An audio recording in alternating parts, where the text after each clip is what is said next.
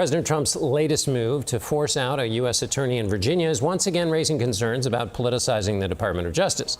Those worries were amplified when the president, in a social media post, explicitly told his attorney general to investigate his political opponents. CBS's justice correspondent Scott McFarland joins me now.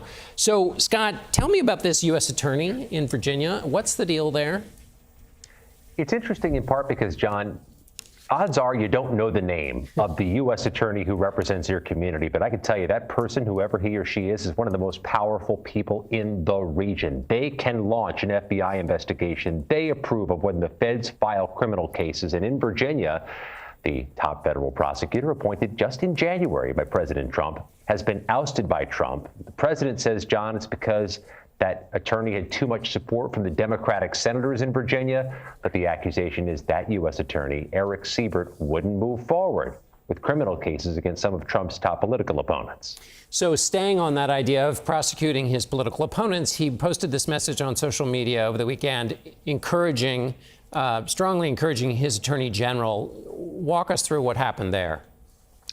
In a Truth Social post, the president unilaterally named Attorney General Pam Bondi and called for her to serve justice and move forward with cases against three of those political opponents: California Senator Adam Schiff, New York Attorney General Letitia James, James Comey, former FBI director, for misconduct all three deny.